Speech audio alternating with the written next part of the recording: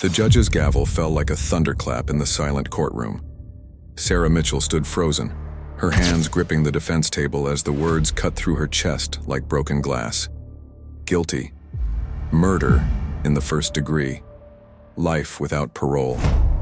The jury wouldn't even look at her. 25 years old, a kindergarten teacher from Portland, Oregon, and now a convicted child killer. Her baby boy, 6-month-old Matthew, had died in his crib 3 months earlier, and the state of Oregon had decided she was a monster. She remembered that morning with unbearable clarity. The apartment on Burnside Street had been quiet when she woke at 7. Too quiet. She'd rushed to Matthew's nursery, her heart already racing with that primal mother's intuition that something was catastrophically wrong. His tiny body was purple, motionless, his chest still. She'd screamed his name, scooped him up, felt his cold skin against hers, and dialed 911 with trembling fingers while performing CPR she'd learned in a hospital class just months before. The paramedics had worked on him for 20 minutes in the ambulance. It hadn't mattered.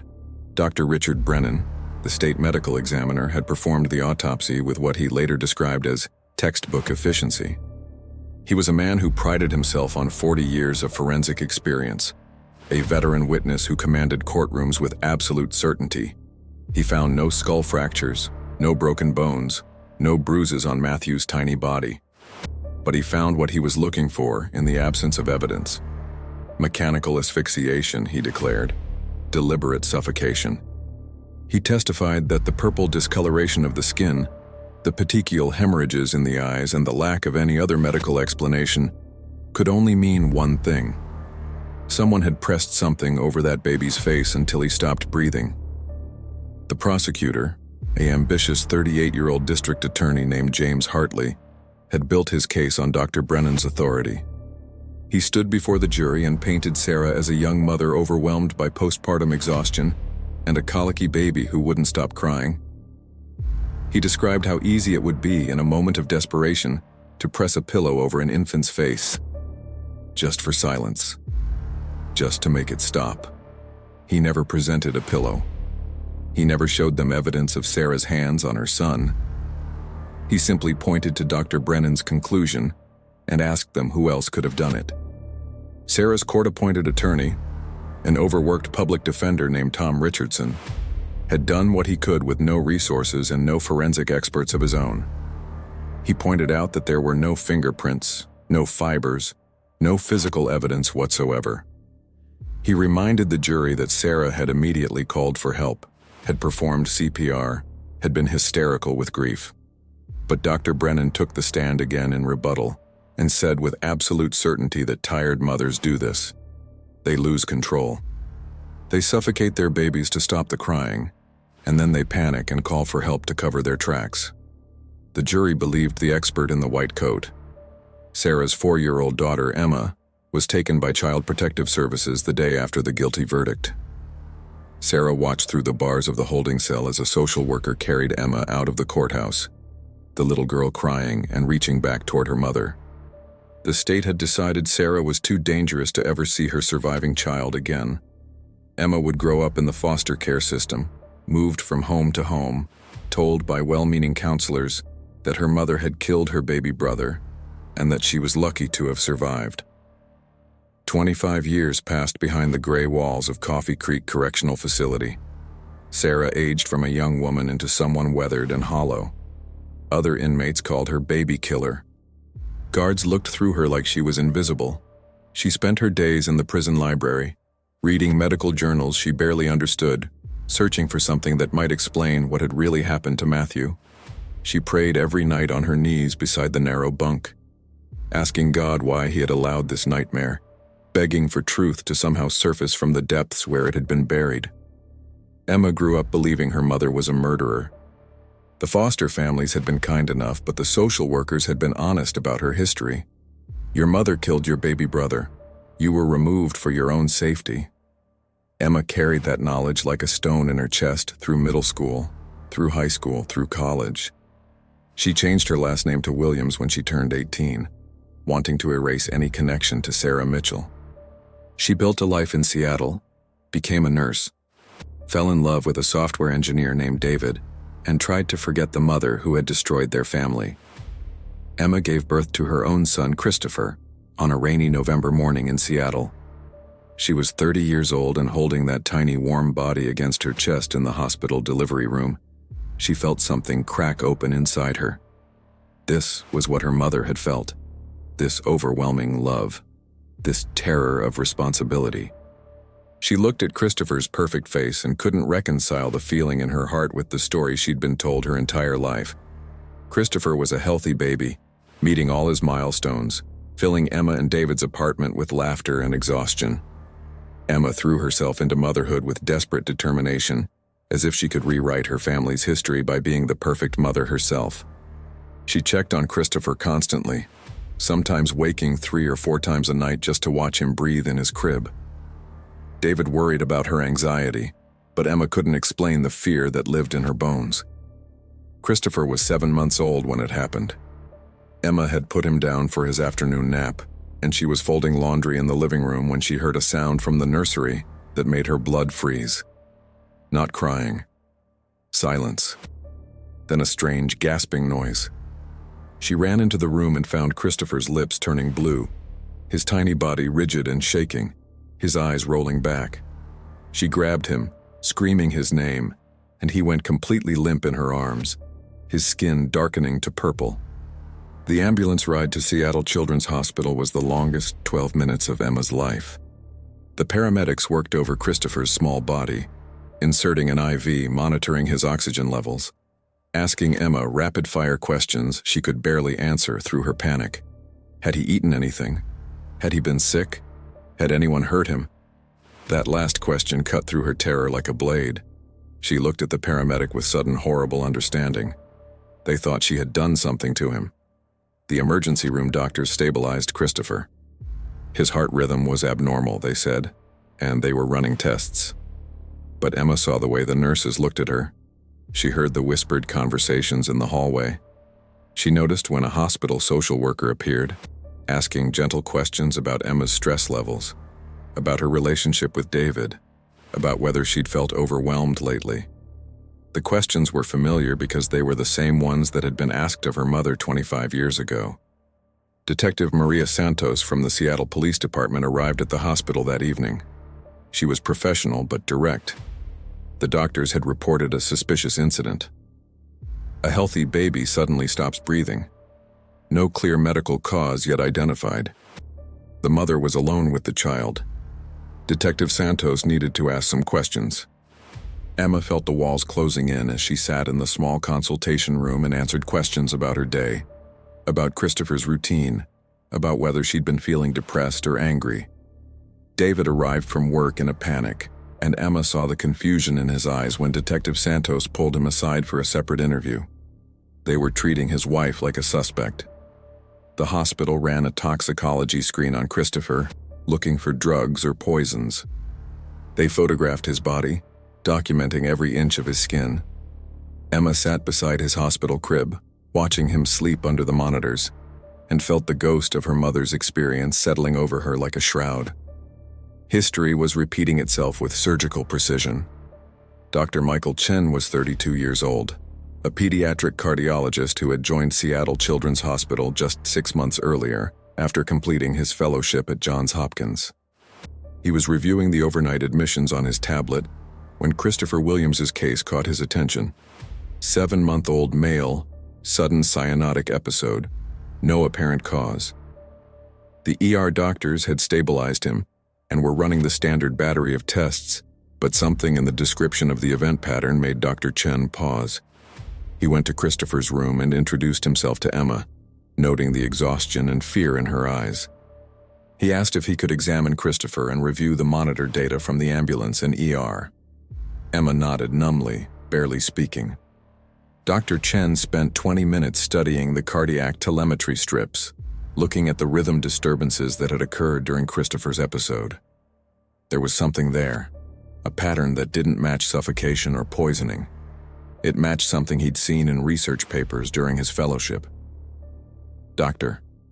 Chen called the genetics department and requested a consultation. Then he did something that surprised Emma. He sat down beside her and asked about her family medical history, not her parenting, not her mental health, her genetics. Did anyone in her family have heart problems? Had anyone died young? Emma felt something shift in the conversation. This doctor wasn't assuming she'd hurt her son. He was looking for a medical answer. Emma's voice was barely a whisper when she told him. Her baby brother had died when she was 4 years old. Her mother had been convicted of murdering him. She'd been told her whole life that her mother had suffocated him. Dr. Chen's expression changed. He asked how the baby had died. What had the symptoms been? Emma recited what she remembered from court documents she'd obtained as an adult, trying to understand her own history. Purple skin, sudden stop in breathing, no external injuries. The medical examiner had called it mechanical asphyxiation. Dr. Chen requested Christopher's genetic workup be expedited, and he asked Emma if she would consent to genetic testing for herself as well. He explained that he suspected Christopher might have a genetic cardiac arrhythmia, a condition where the heart's electrical system misfires without warning. These conditions could cause sudden death in infants and were often missed in autopsies performed decades ago, before genetic science had advanced.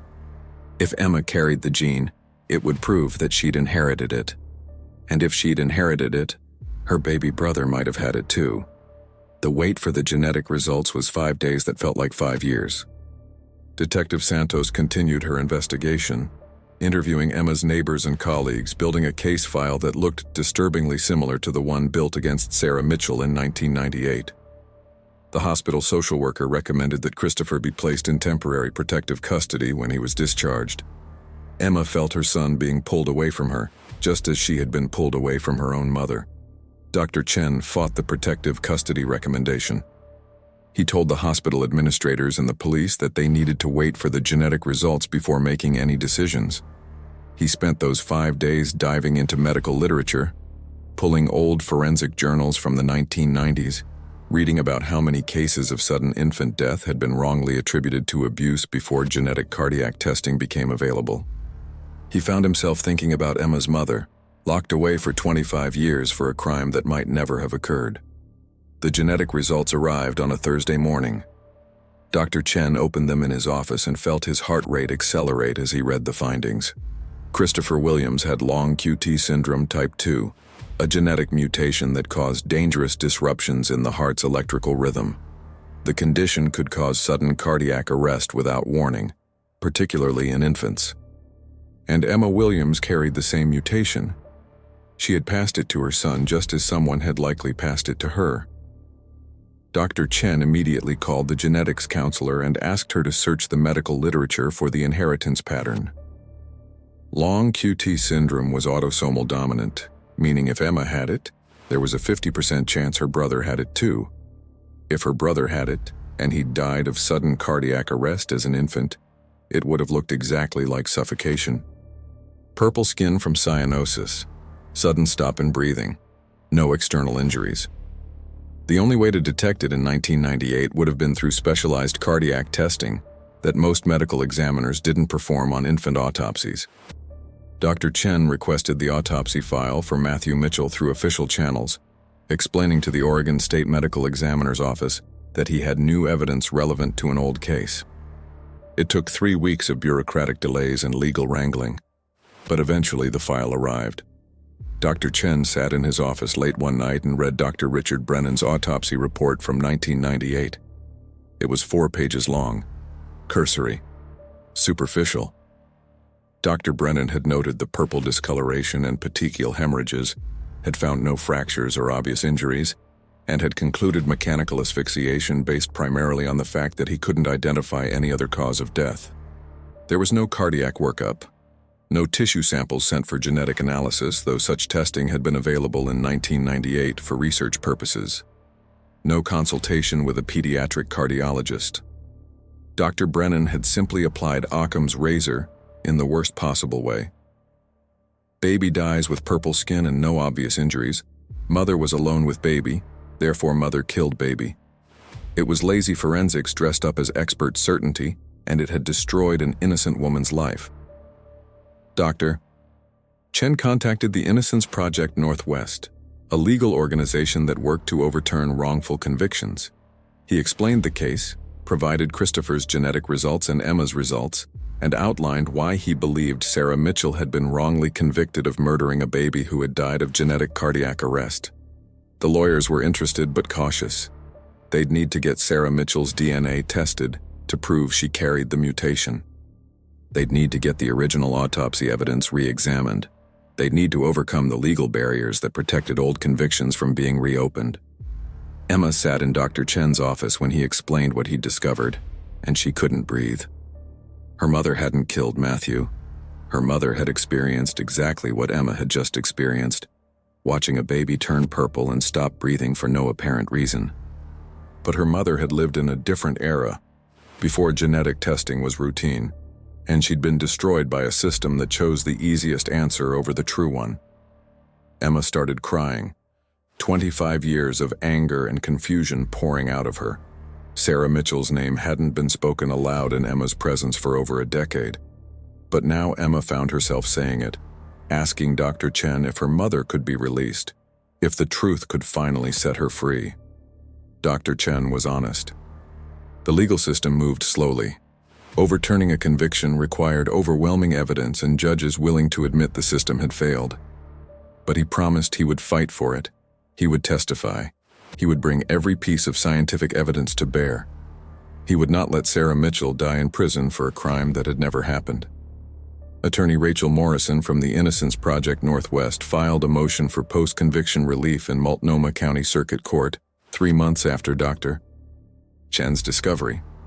The motion was 90 pages long, supported by Christopher's genetic test results, Emma's genetic test results, and expert declarations from Dr. Chen and 2 other pediatric cardiologists who reviewed the case.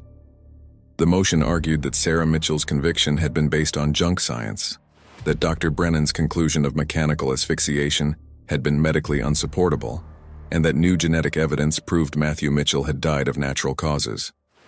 The state of Oregon opposed the motion. The Attorney General's office filed a response arguing that genetic evidence couldn't definitively prove what had killed Matthew Mitchell 25 years ago, that Sarah Mitchell had already exhausted her appeals, and that allowing old convictions to be reopened based on new scientific theories would undermine the finality of criminal judgments. They pointed out that Dr. Brennan had been a respected forensic pathologist for 40 years, and that his testimony had been accepted as reliable by the courts in 1998. Judge Patricia Ellison scheduled an evidentiary hearing for June.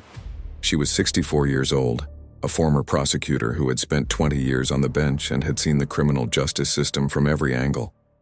She'd also seen the slow evolution of forensic science over those decades, watching DNA evidence overturn convictions that had once seemed certain, watching bite mark analysis and arson investigation techniques get discredited. She approached the Mitchell case with careful skepticism, willing to hear the evidence but unwilling to assume the original conviction had been wrong. Dr. Chen testified for 4 hours on the first day of the hearing. He explained long QT syndrome in detail, describing how the genetic mutation caused abnormal electrical activity in the heart that could trigger sudden cardiac arrest without warning. He presented studies showing that infants with undiagnosed long QT syndrome often died suddenly during sleep, and that before genetic testing became routine, many of these deaths had been attributed to suffocation or sudden infant death syndrome. He walked the court through Christopher's case, showing the cardiac telemetry strips that had captured the arrhythmia, proving that the genetic mutation caused real and dangerous symptoms. Then Dr. Chen presented the genetic evidence. Emma Williams carried the long QT syndrome mutation. She had inherited it from one of her parents. Sarah Mitchell had agreed to DNA testing while in prison, and those results had come back positive. Sarah Mitchell carried the same mutation. She had passed it to both of her children. Matthew Mitchell had almost certainly had it too, though his tissue samples from the autopsy had been destroyed years ago according to standard protocol. The genetic evidence created a clear line of inheritance and a medically sound alternative explanation for Matthew's death. The state called its own expert witness, a forensic pathologist from Portland who had reviewed Dr. Brennan's original autopsy report. He testified that while long QT syndrome was a real condition, it was impossible to say with certainty that Matthew Mitchell had died from it rather than suffocation. The purple discoloration and petechial hemorrhages could be consistent with either cause. Without Matthew's actual tissue samples or a cardiac workup from the original autopsy, any conclusion was speculation. The state's expert argued that Dr. Brennan's conclusion in 1998 had been reasonable based on the evidence available at the time. Rachel Morrison cross-examined the state's expert with surgical precision. She forced him to admit that Dr. Brennan had performed no cardiac testing whatsoever on Matthew Mitchell's body. She forced him to admit that the presence of long QT syndrome in both Sarah and Emma Mitchell made it statistically probable that Matthew had carried the gene. She forced him to admit that if Matthew had died of cardiac arrest caused by long QT syndrome, it would have looked identical to suffocation, and that Dr. Brennan would have had no way to tell the difference without genetic testing that he never performed. By the end of the cross-examination, the state's expert had conceded that an alternative explanation for Matthew's death was medically plausible. Emma testified on the third day of the hearing, and her testimony broke something open in the courtroom. She described what had happened to Christopher, the terror of watching her baby turn purple and go limp in her arms, the horror of being suspected of hurting him. She described growing up believing her mother was a murderer, the shame and confusion that had shaped her entire childhood. And she described the moment Dr. Chen had explained the genetic findings to her, the moment she realized her mother had been innocent all along, wrongly convicted by a system that had chosen convenience over truth. The courtroom gallery was packed with journalists and legal observers. The Mitchell case had become a media story, covered by the Oregonian and picked up by national outlets. Wrongful conviction advocates pointed to it as an example of how outdated forensic science had condemned innocent people before modern genetics could save them. Victims' rights groups worried that it would open the floodgates to convicted criminals claiming medical conditions had caused their victims' deaths. Judge Ellison maintained strict order in her courtroom, but even she seemed moved by Emma's testimony. Sarah Mitchell was transported from Coffee Creek Correctional Facility to testify via video link. She was 50 years old now, her hair gray, her face marked by 25 years of prison life. But when she appeared on the screen in the courtroom, her eyes were clear and her voice was steady. She described the morning Matthew had died, the panic and grief that had consumed her, the disbelief when she was arrested. She described the trial, watching Dr. Brennan testify with such absolute certainty that she had killed her baby, feeling the jury's eyes on her like weights. Sarah described 25 years in prison, the violence and degradation, the other inmates who saw her as the worst kind of monster. She described the letters she'd written to Emma over the years, letters that social services had never delivered because they'd decided Sarah was too dangerous to have contact with her surviving child. She described praying every single night for truth, begging God to somehow bring justice even when justice seemed impossible. She looked directly at the camera and said she had never stopped loving her children, had never stopped believing that one day the truth would surface. Dr. Richard Brennan was called to testify, though he appeared reluctantly. He was 74 years old now, retired from the state medical examiner's office for a decade. He maintained that his autopsy in 1998 had been performed according to the standards of the time, that mechanical asphyxiation had been a reasonable conclusion based on the evidence he'd observed.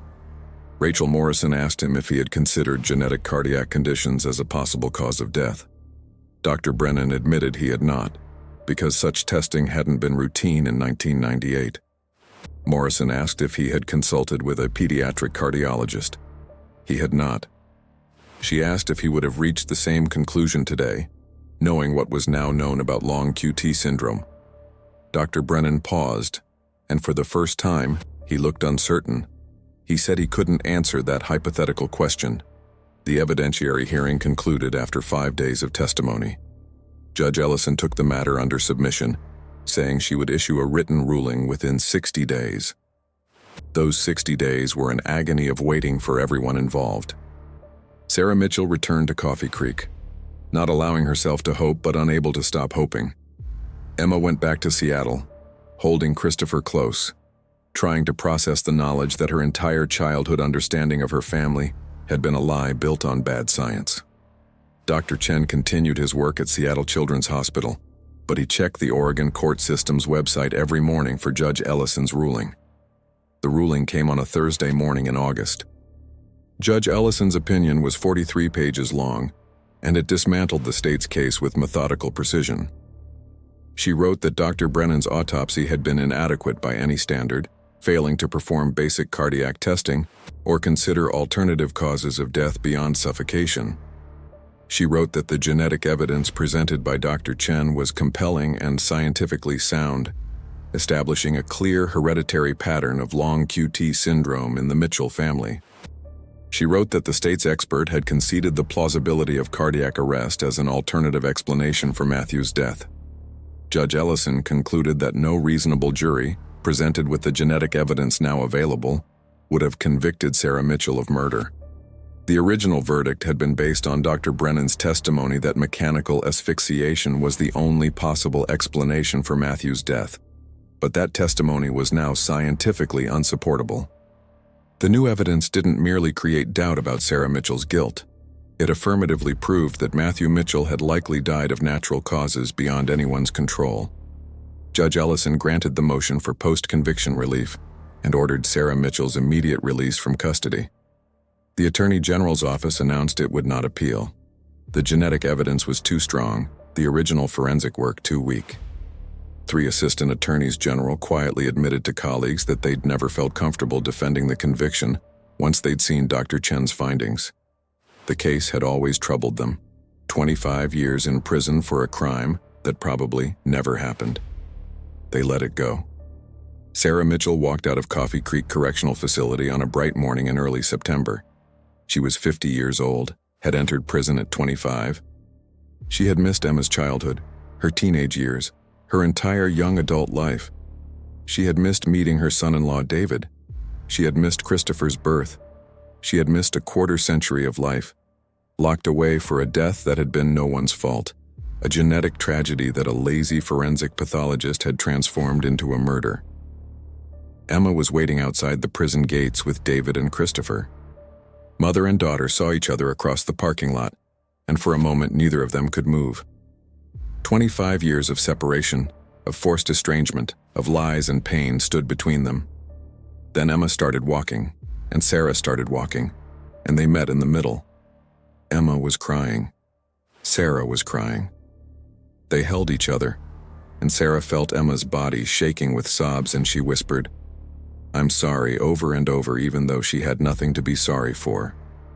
Emma whispered, "I love you," and Sarah had waited 25 years to hear her daughter's voice say those words.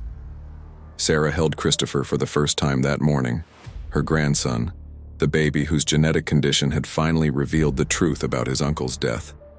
She looked at his perfect face and felt the strange mercy of God's timing.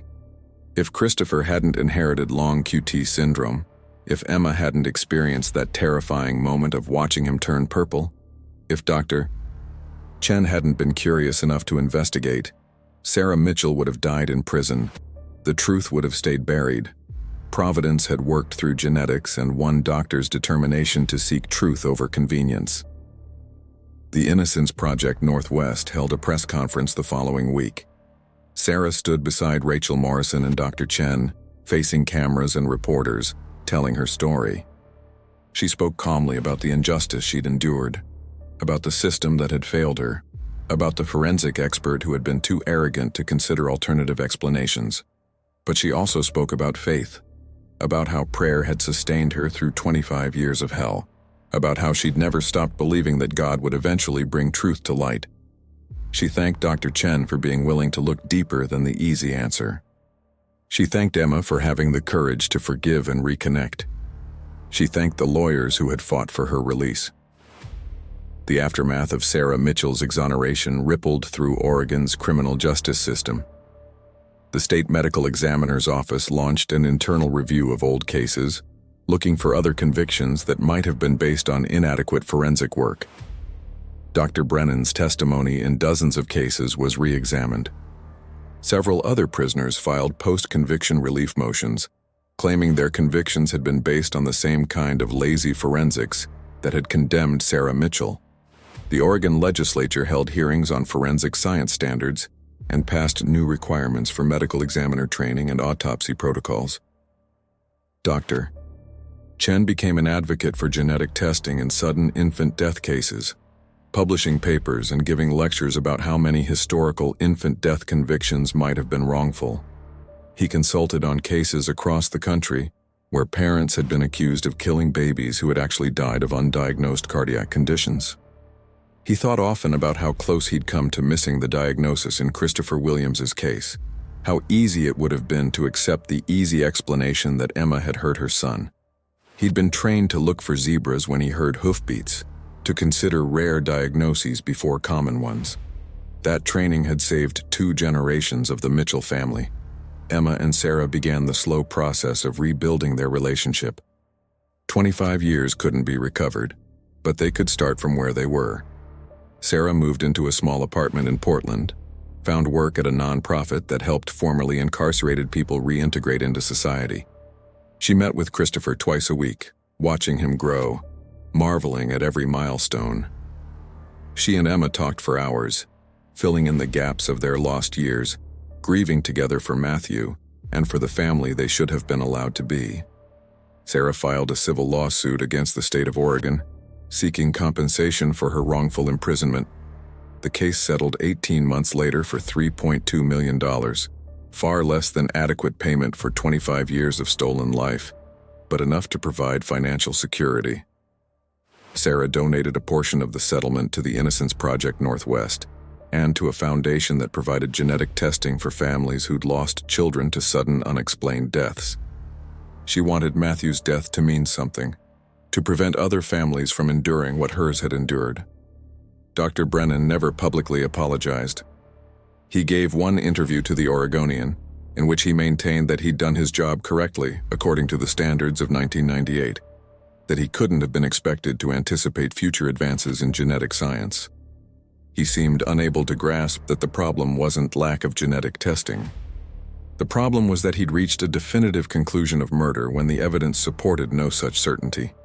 He'd testified with absolute confidence about something he couldn't possibly know, and that false certainty had condemned an innocent woman. He died 2 years after Sarah's release, and his obituary mentioned his 40 years of service to Oregon, but made no reference to the Mitchell case. The Mitchell family's story was featured in documentary films and investigative journalism pieces about wrongful convictions. It became a teaching case in law schools and medical schools, an example of how systemic failures in forensic science had condemned innocent people before modern technology could save them.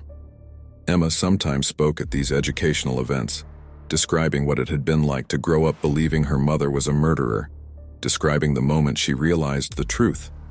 She wanted people to understand the human cost of lazy forensics and prosecutorial tunnel vision.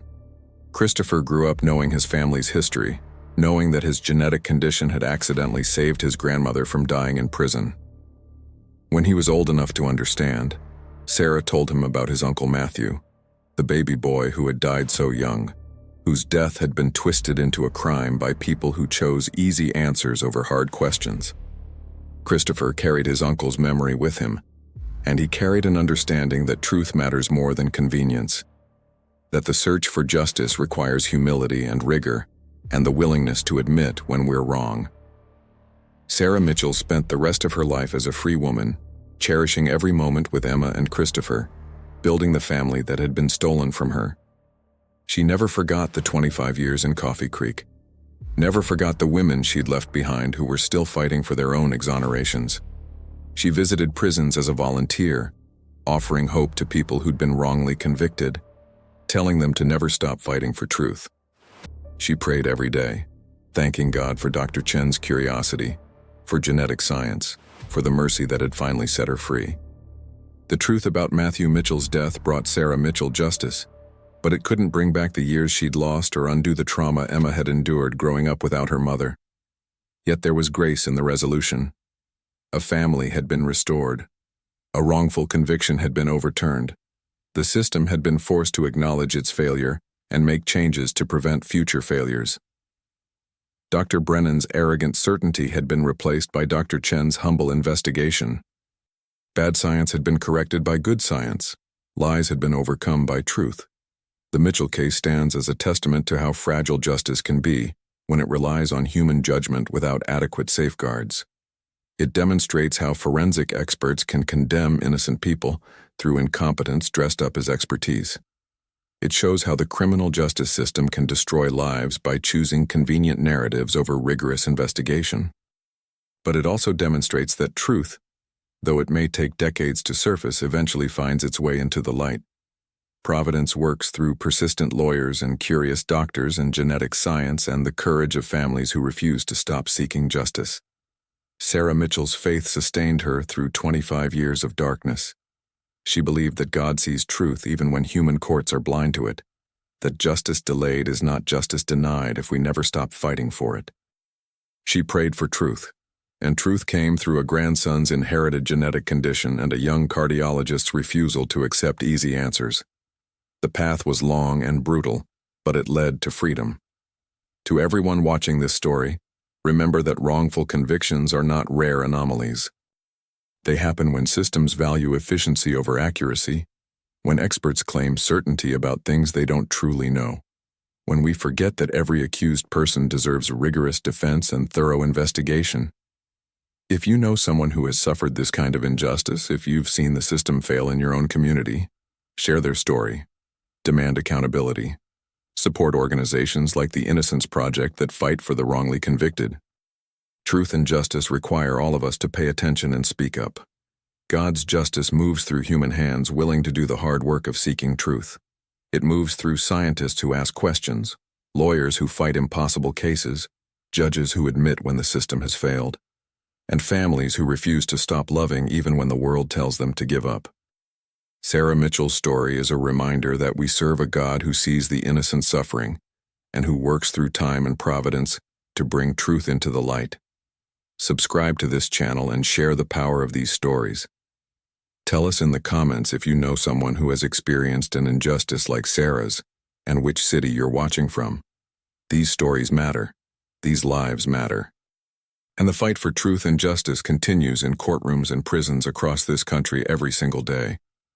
May we have the courage to seek truth, the humility to admit when we're wrong, and the faith to believe that justice, though delayed, will ultimately prevail.